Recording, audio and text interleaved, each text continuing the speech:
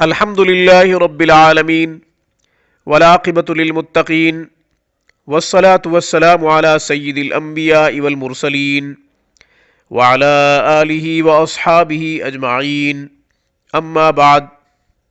سامعین کرام، آج کے سبق میں مختصر عمل ثواب زیادہ عرض کر رہا ہوں۔ رسول اللہ صلی اللہ علیہ وسلم نے امت کی کمزوری کے پیش نظر، مسلمانوں کی کمزوری کے پیش نظر بہت مختصر اعمال بتائے ہیں، ثواب ان کا بہت زیادہ ہے۔ ایسے کثیر تعداد میں آپ کو احادیث میں اعمال مل جائیں گے۔ ان میں سے ایک عمل میں آپ کی خدمت میں پیش کر رہا ہوں، بڑا جامع ہے، بڑا عجیب و غریب ہے فضائل کے لحاظ سے۔ آپ نے ابھی تک ہمارا چینل سبسکرائب نہیں کیا تو ویڈیو کے نیچے ریڈ بٹن پہ کلک کریں، ہمارے چینل کو سبسکرائب کریں، ہماری ویڈیوز کو لائک کریں، شیئر کریں، زیادہ سے زیادہ اچھائی کو پھیلائیں۔ شاید آپ کسی دکھی مسلمان کے کام آ سکیں۔ اچھائی کو زیادہ سے زیادہ پھیلانے میں، اپنا کار ثواب میں حصہ ڈالیے۔ یہ ایک تعلیمی ادارہ ہے، یہ چینل روحانی cleaning بتجوید Quran cream on line کوئی ہم سے پڑھنا چاہے تو انشاءاللہ ہم اسے بتجوید قرآن کریم بھی پڑھائیں گے۔ On line Skype I D کے ذریعے جو ہمارا ای میل ایڈریس ہے وہی ہماری اسکائپ آئی ڈی ہے۔ کوئی پڑھنا چاہے پڑھ سکتا ہے، چاہے وہ پاکستان میں ہے یا پھر بیرونی ممالک میں سے کسی ملک میں رہ رہا ہے۔ عمر کی کوئی قید نہیں،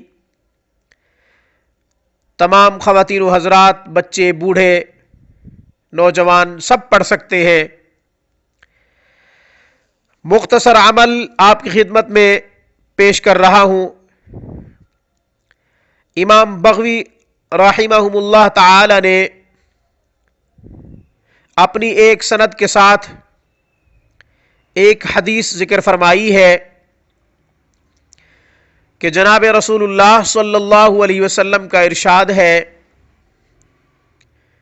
کہ حق تعالی شانہ ارشاد فرماتے ہیں، یعنی یہ جو حدیث پیش کر رہا ہوں یہ حدیث قدسی ہے۔ اللہ جل شانہ ارشاد فرماتے ہیں، جو شخص ہر نماز کے بعد سورۃ فاتحہ، آیت الکرسی اور سورۃ آل عمران کی یہ دو آیات مبارکہ پڑھ لے گا، میں اس کو جنت میں ٹھکانہ دوں گا۔ کیا ہی بات ہے! اللہ جل شانہ ارشاد فرما رہے ہیں کہ میں اس کو جنت میں ٹھکانہ دوں گا۔ دوسرا فرمایا کہ خطیرۃ القدس میں اس کو جگہ دوں گا۔ یہ جنت کا مقام ہے۔ تیسرا، اللہ جل شانہ نے ارشاد فرمایا کہ ہر روز رحمت کی نگاہ سے 70 مرتبہ دیکھوں گا، رحمت کی نگاہ سے 70 مرتبہ دیکھوں گا۔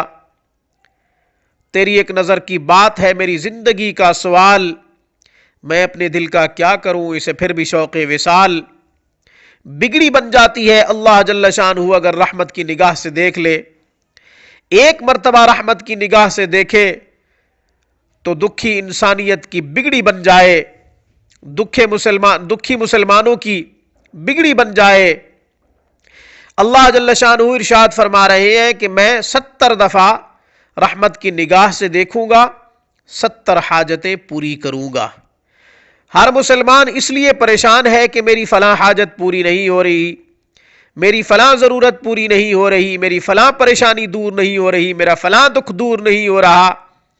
اللہ جل شانہ ارشاد فرما رہے ہیں میں 70 حاجتیں پوری کروں گا۔ سبحان اللہ! فرمایا کہ میں حاسدین اور دشمنوں سے پناہ میں رکھوں گا، اپنی پناہ میں رکھوں گا۔ سب سے بڑی طاقت والی ذات اللہ کی ذات ہے۔ جب کوئی مسلمان، جب کوئی انسان اللہ کی پناہ میں آ جاتا ہے تو پھر کسی حاسد یا کسی دشمن کی کیا مجال ہے کہ اسے چھیڑ سکے۔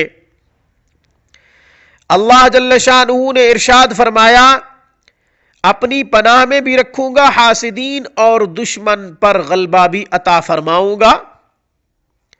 اللہ جل شانہ دشمن پر غلبہ بھی عطا فرمائیں گے۔ کرنا کیا ہے؟ کرنا یہ ہے کہ ہر نماز کے بعد سورۃ فاتحہ ایک مرتبہ، آیت الکرسی ایک مرتبہ، یہ 2 آیات مبارکہ سورۃ آل عمران کی ایک ایک مرتبہ پڑھنی ہے۔ آیت پڑھ رہا ہوں، تلاوت کر رہا ہوں تاکہ حروف کی تصحیح کے ساتھ آیت مبارکہ یاد کرنا آسان ہو جائے۔ اعوذ باللہ من الشیطان الرجیم، بسم اللہ الرحمن الرحیم،